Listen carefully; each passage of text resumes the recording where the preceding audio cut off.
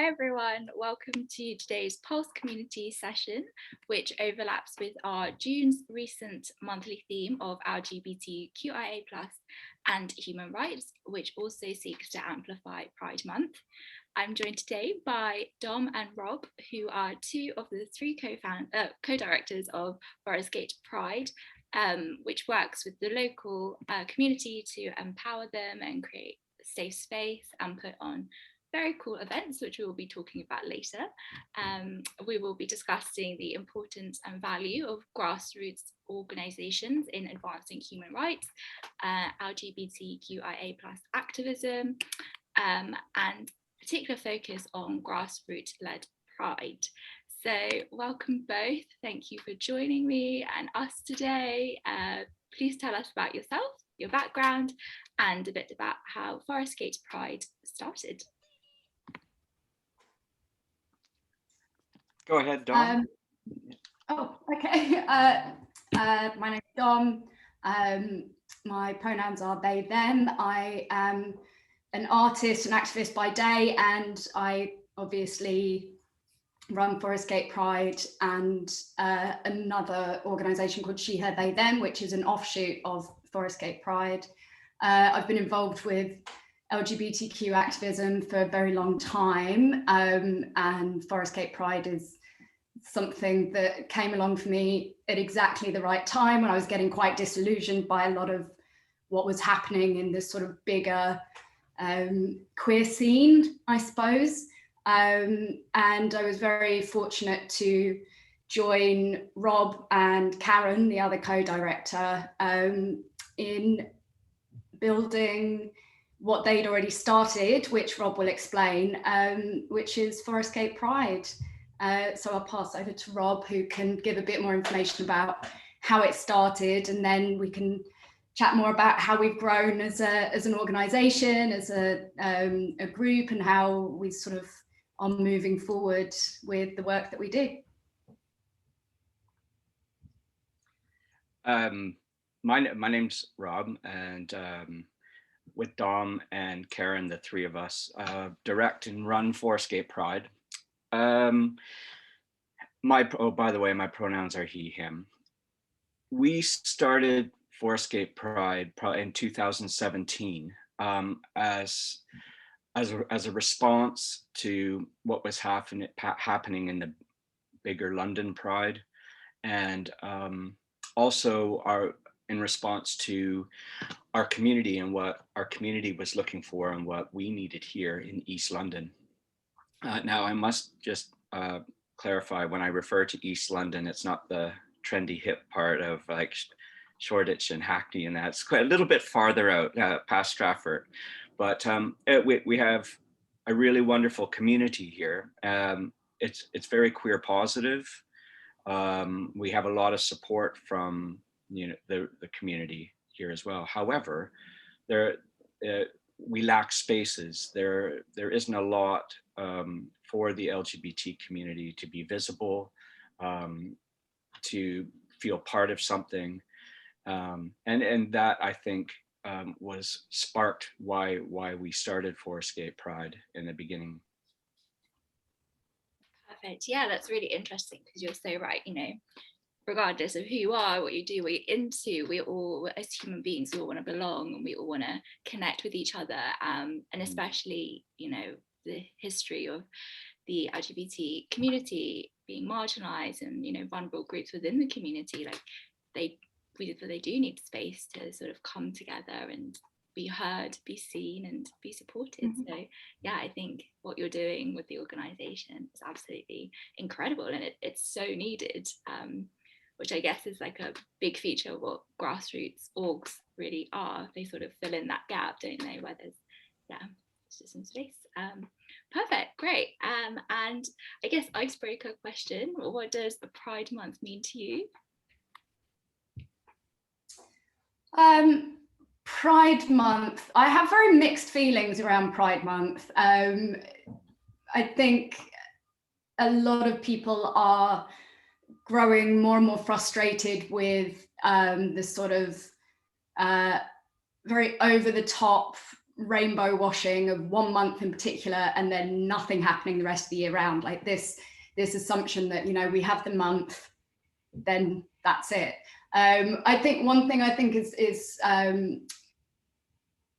quite interesting is obviously this year we are doing Pride outside of what is Pride Month, or what is traditionally Pride Month, which was enforced really because of obviously COVID and restrictions that have been in place, and, you know, being able to plan safely, you know, a good, safe event that still, you know, means we can get out into the community and do the work we need to do. But it's also sort of giving us an opportunity to expand on, you know, the idea of Pride Month, that, you know, everything just has to happen in the space of a couple of weeks. And I think, you know, while it's great that there is this month that exists that really highlights a lot of causes and a lot of campaigns, and, you know, queer people do get more of a voice and more of a platform, there's a certain level of sort of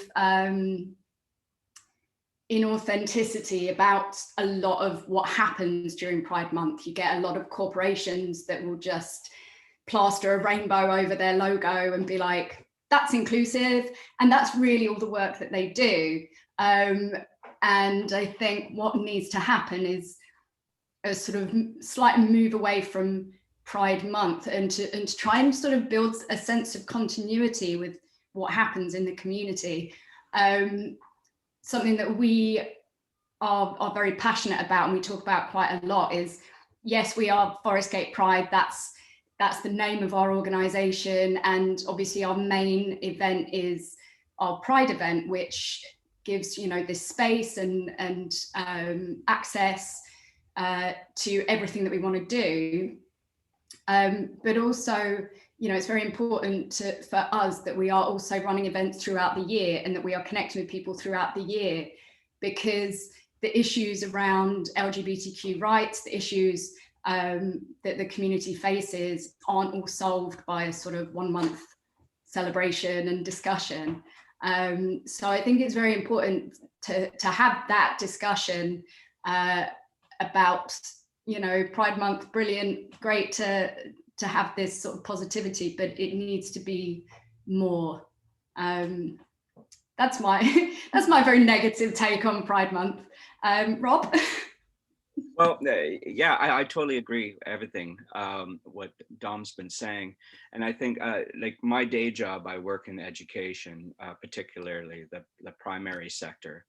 And there's some new concepts that in terms of being inclusive with LGBTQ ideas and how we approach teaching that in the classroom is rather than saying normalizing it, which obviously, you know, has its own connotations and everything, we call it usualizing, where we usualize, you know, queer relationships, queer families, you know, those sorts of things. So it becomes everyday language every day. And I think that's part of what we want to do outside of the LGBT month, you know, is make it a usual thing, make it, you know, this is what life looks like now, and, you know, being an inclusive, you know, community that embraces everyone and all our differences, you know. So and education is a huge part of what we do at Forestgate Pride as well, in terms of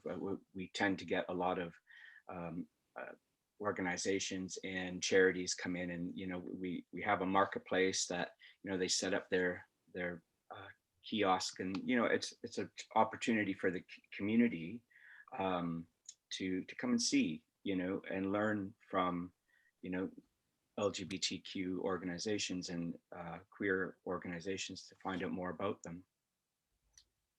Perfect, great. Yeah, I think as a whole, you know, in a general concept, I really believe in education, you know, providing empowerment and just language that we can use to be really inclusive and mindful of other people's, you know, ideologies and beliefs.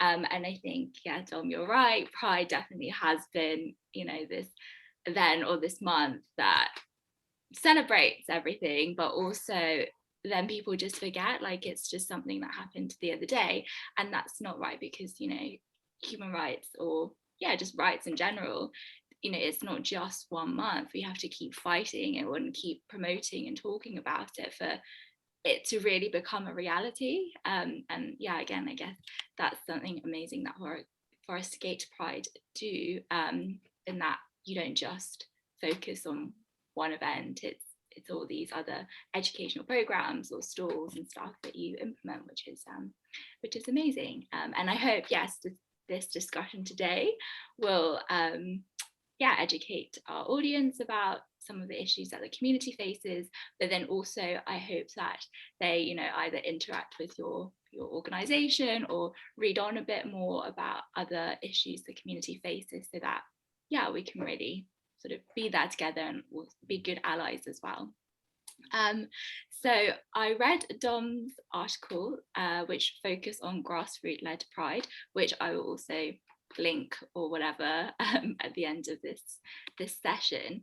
And I really wanted to talk about that, because when I read it, it kind of really opened my eyes to what was happening. So could you tell us a bit more about, you know, the importance of grassroots-led pride, and you know what it is, and why it's essential in our fight for rights?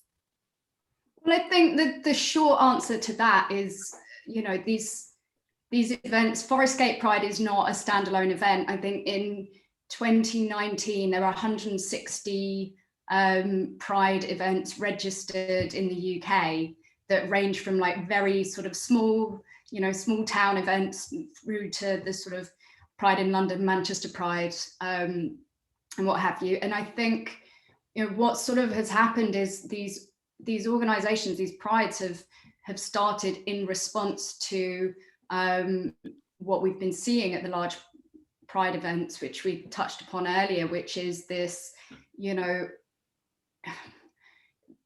I don't want to say a sort of lost direction, but these events are sort of no longer really connected to how pride originated and what it started out to be, which was, you know, a protest against the treatment of queer individuals, a protest to raise awareness of, you know, the lack of rights that we have, the issues that face our community around, you know, social issues, healthcare, the treatment of queer people, educating people outside of our community, you know, these things, these issues that started Pride have sort of fallen by the wayside. So when people talk about Pride, when people think of Pride in London or Manchester Pride or New York Pride, essentially what they think of is a huge procession down the streets with people flying their rainbow flags, and it's all very jovial, it's all very, you know, light-hearted, it's all very much, you know, oh, it's a celebration, you know, we constantly having to correct people who very good nature, like in a good natured way, in a caring way, a kind way, you know, people who want to get involved, but they refer to it as, you know, Forest Gayte Pride Festival or Forest Gayte Pride Parade. And we sort of have to say that we're not a festival. Like Pride did not start as a festival, it started as a protest, and that's what we still are.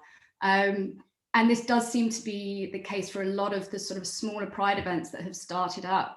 And I think it's sort of between this sort of disillusionment around, you know, what is Pride even for? If it's just to stand waving a flag, you know, we're not doing anything, we're not progressing, we're not, you know, actually doing the work that the community really does need. So a lot of these organizations have sort of, including ours, you know, we started up as a sort of response to that, and as a way to actually enforce the changes and educate people and, you know, be the sort of Pride event that we want to see and that we believe in, which is the main thing. And the sort of the other reason behind it is the simple visibility. You know, not everyone can get to Manchester Pride. There's been a lot of discussion this year about the cost of tickets for Manchester Pride, which has sort of become a festival. You know, you're paying ridiculous sum of money to go and watch, I don't know, Kylie Minogue or whoever it is. And that's great, but that's a festival, you know, and your average person maybe can't spend that, or doesn't want to, or doesn't feel comfortable or safe.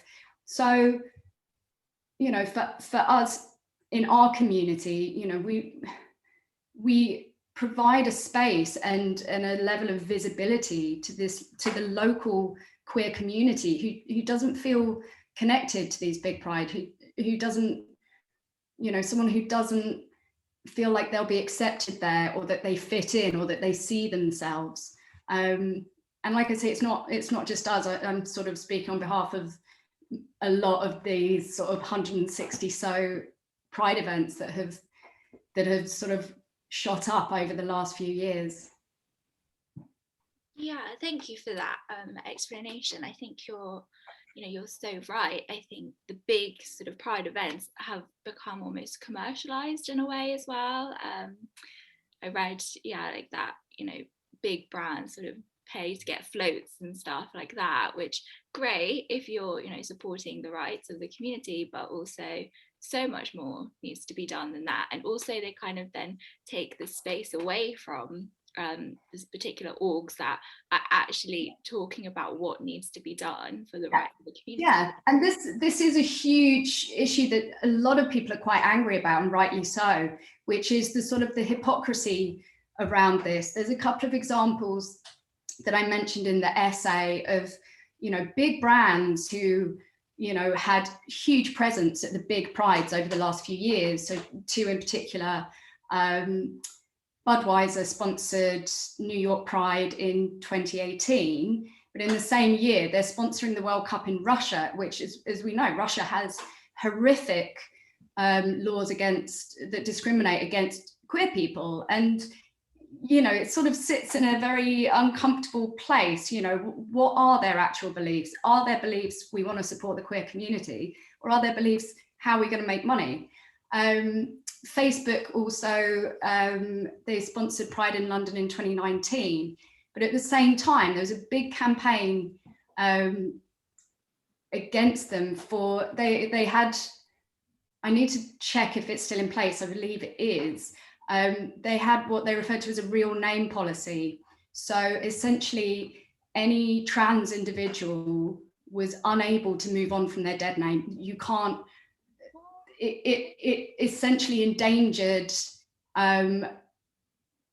trans individuals and just made it, you know, discriminated against them. You know, these people could not have, you know, a Facebook page that represented their identity. But again, they're out there sponsoring Pride. And then in doing so, these organizations, as you say, yes, they pay a lot of money. We don't really see where that goes. It certainly doesn't really go into supporting the queer community on a level that it needs. But it also takes away space, as you said, from organizations that should be there, that should be a part of the march, that should be there promoting the work they do, because they genuinely do connect with, you know, the LGBTQ community and are actually a part of the LGBTQ community. Yeah, definitely. I think those examples were really insightful, and I'm actually really shocked with the whole Facebook thing as well. Okay, I personally have a lot of work to do to understand, you know, what other issues are affecting the community. But yeah, I think in this commercial world that we live in, it's clear that the goals and, you know, the ambitions of Pride Month, or, you know, the objectives of furthering the rights of LGBTQ people is definitely being lost, and we need to all sort of come together and step in before, I guess, it's kind of too late. You know, like you say, people think Pride Month is just celebrations or festivals. It's not just that. And the more conversations we have about it, hopefully the more it will reach the wider community, and then they'll, you know, wake up and be like, actually no, this needs to sort of pause and stop and reflect and hopefully change. So yeah. If Yeah. I can add to that a minute, I think where we are living in East London, it's always traditionally been a place where a lot of LGBTQ people lived and then went into central London to socialize. It's always sort of been a bit of a ghost town for, and a bit of a desert for LGBT spaces.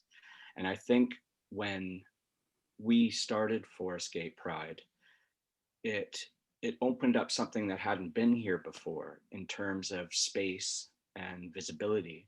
And I've read a lot about grassroots pride communities, and something you hear over and over and over again is that visibility. We did it for visibility, and we think, why, what is important about that visibility, and you have to think that, from that visibility, you're getting a sense of community, you're getting a sense of belonging, you're getting all these things that, make us feel part of our environment and where we're from or where we are.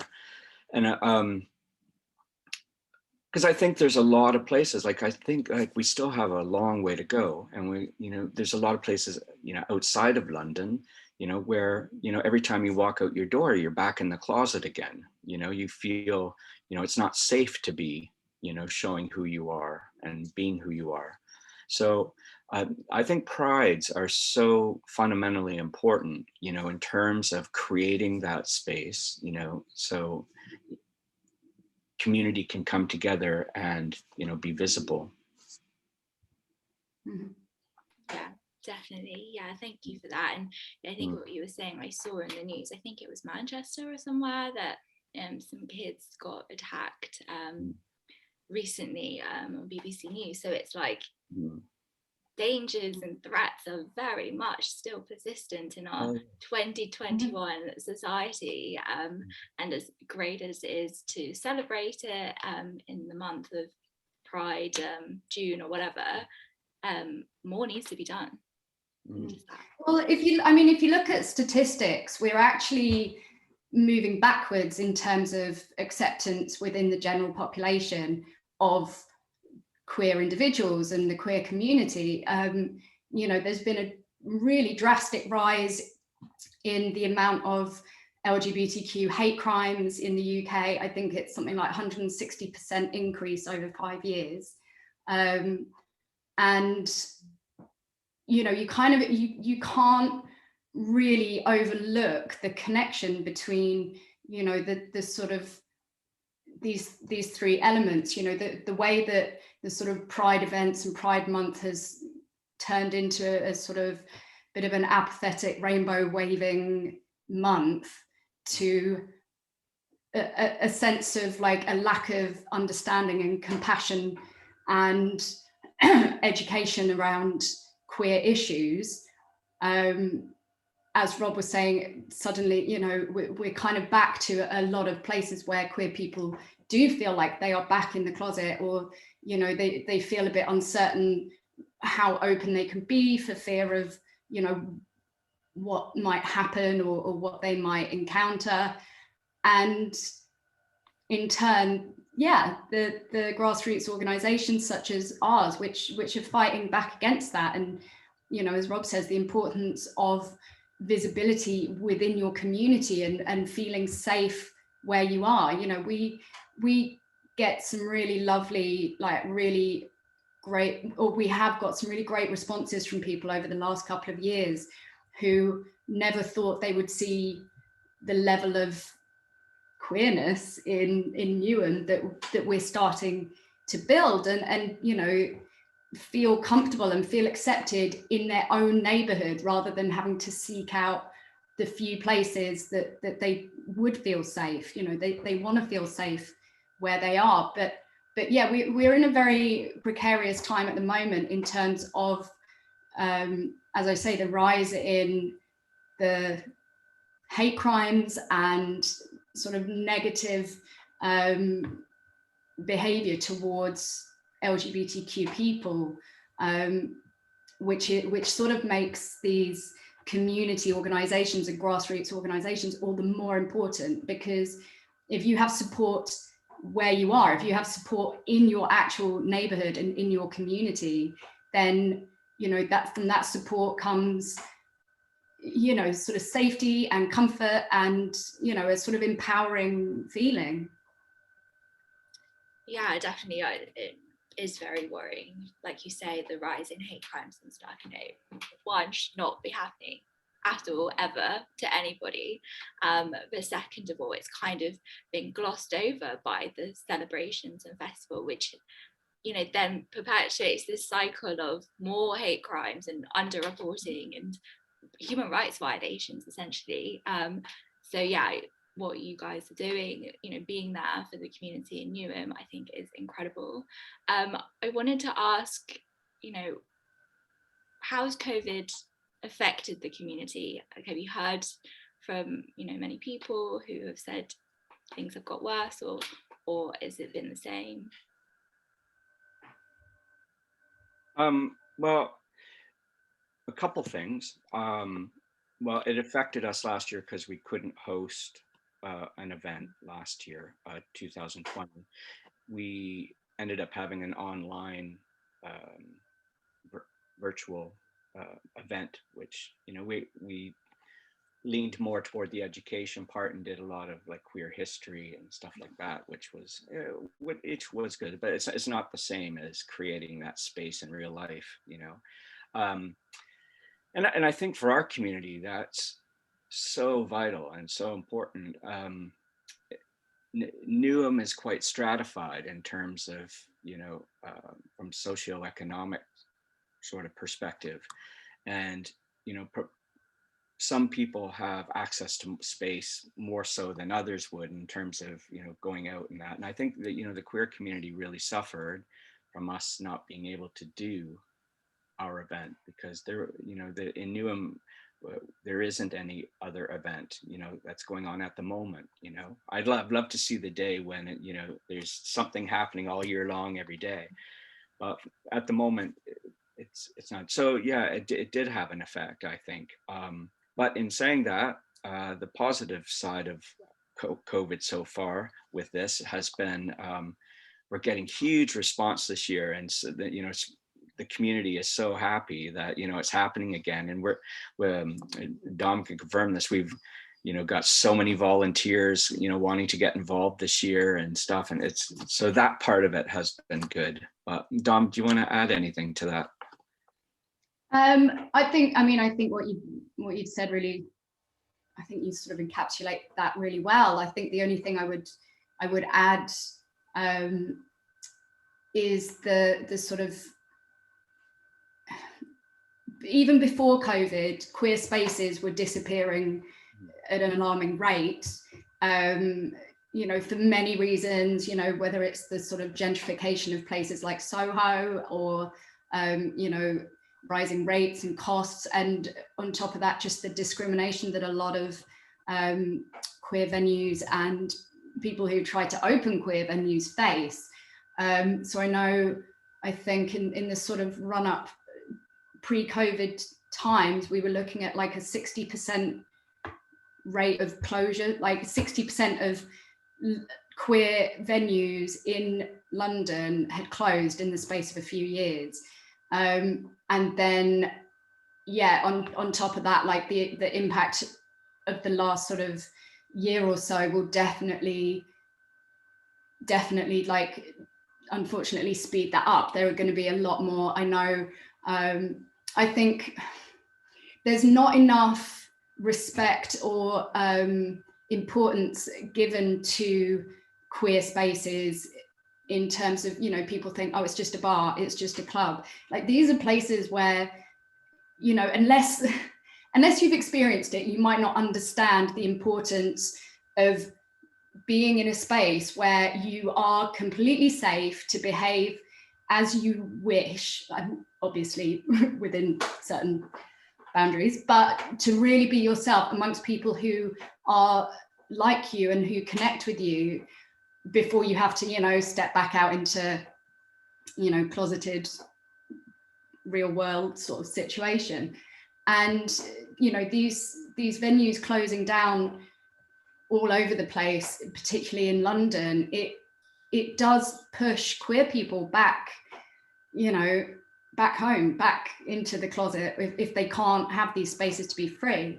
So again, like as Rob was saying, like the one positive that we can draw from the last year is how much people are excited to come back and get involved in something that we're doing, and you know, something that we want to do as well is really increase the sort of safe spaces that we as Forest Gayte Pride within Newham can offer to try and like make up for what is happening and what has happened to a lot of these venues. So, you know, by connecting with, I think another thing that's very important with the work that we do and a lot of these sort of community events do is, you know, we form connections with local businesses and local venues, and, you know, we educate them on how to make their spaces safe and inclusive and how to provide spaces for the queer community. So, you know, we may not have a dedicated, you know, gay bar in Newham, but what we have is some great relationships with local venues who will support us in hosting events or in, you know, making sure their staff and their clientele are educated and supportive of the queer community so that the spaces will still exist. Perfect. Yeah, that's amazing. I mean, I didn't realize myself that, you know, all the spaces the community have been shutting down, or, you know, they face discrimination if they try to open one up. It just, you know, for me, that doesn't sit quite right, and I was probably a bit blind to it. So thank you for one, you know, for raising it to my attention. And secondly, I think what you said, that, you know, the work that you do with working with other organizations and businesses, that is so important, because you can't do everything on your own.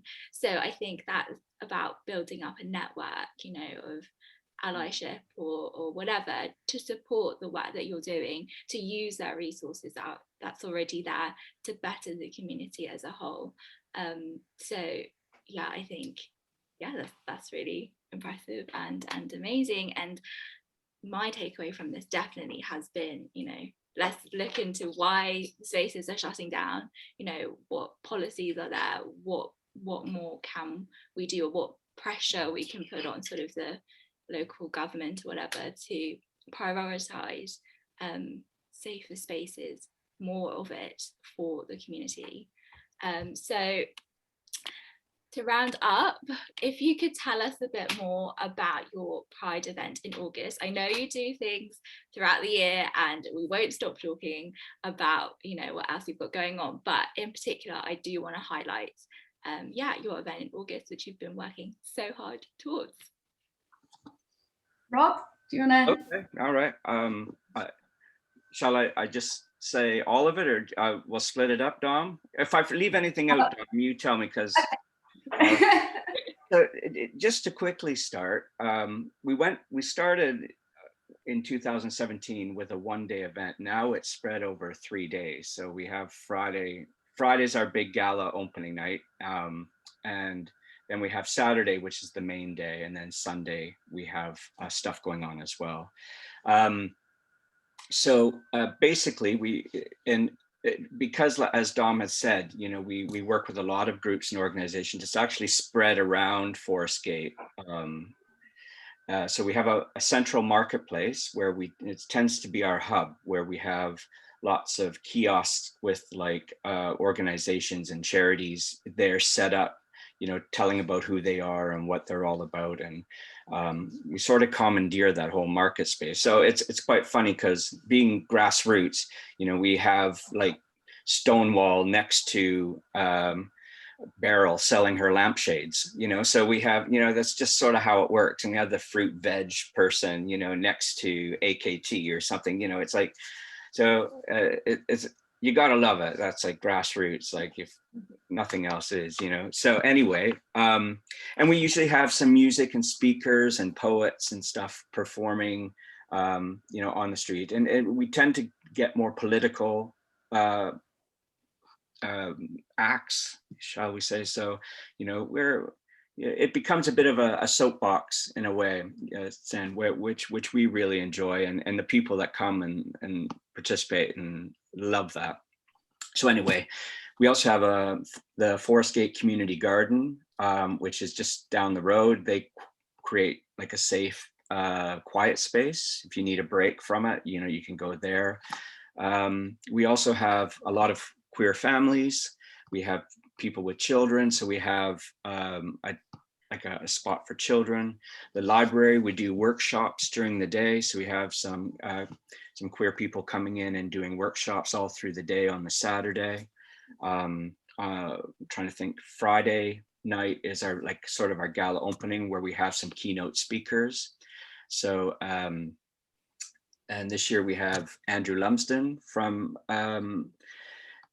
Gay Liberation Front, one of the founding members of the first Pride in London. We also have UK Black Pride speaker Dom. Who is the speaker?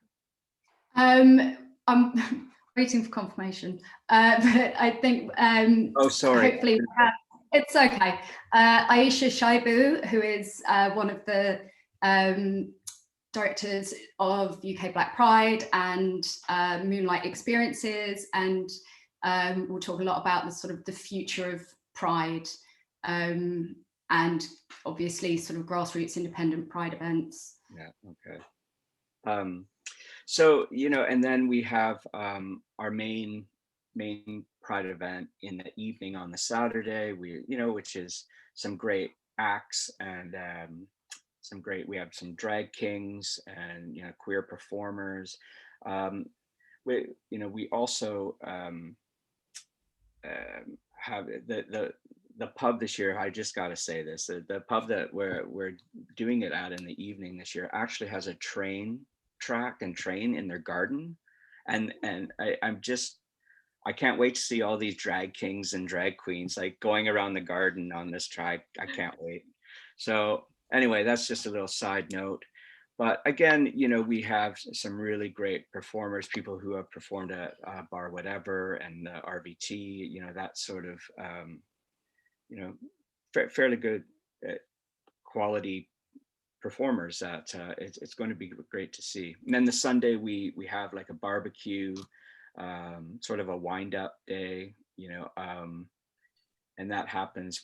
There's some railway arches, so there's like the overground train tracks underneath. There's a series of arches, and they've all been sort of converted into little you know, restaurants and stuff like that. So, and they've all collaborated together to do, you know, like some stuff there for us on the Sunday. So yeah, it's like 3 days of, you know, celebration, but at the same time provocative thinking, I think, which, you know, we like to keep that at the forefront of what we do, you know, and that education element is such a vital role, part of what we do, and we definitely want that to continue.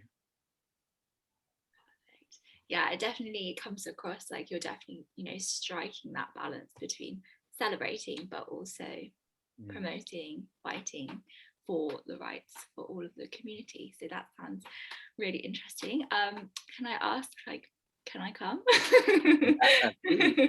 Yeah, we'd love to see you there. Yeah, be offended if you don't come now. Oh my goodness. I'll check my calendar. But no, that's awesome.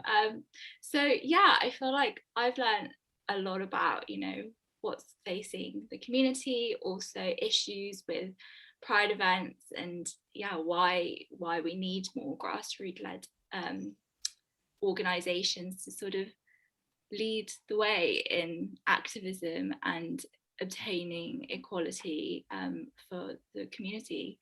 I don't know, do you guys have any last thoughts or anything you want to jump in? No?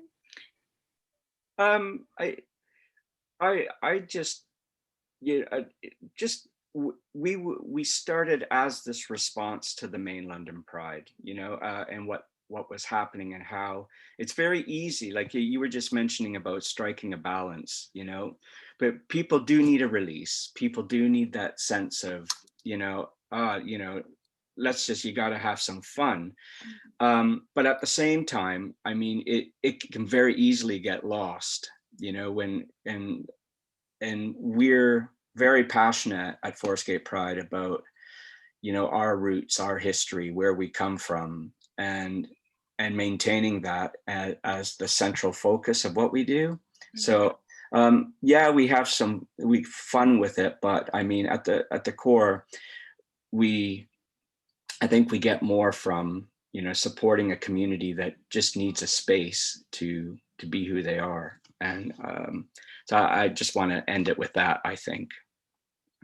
Perfect. Yeah, well, thank you both so much for your time, for joining us and teaching us a bit about what the community faces. I hope that everyone watching this session has been insightful. Definitely check out Forest Gayte Pride on their website and on social media. This session will be available after today, so if you want to catch up, please do. Also, obviously, check out their Pride Month in August, which sounds very exciting and eventful. And yeah, like any other human rights, you know, it shouldn't just be celebrated in 1 month. So I do encourage everybody to keep reading, keep educating yourselves, and yeah, be there for each other and be kind. So thanks everyone for joining, and have a nice afternoon. Thank you. Bye. Thank you.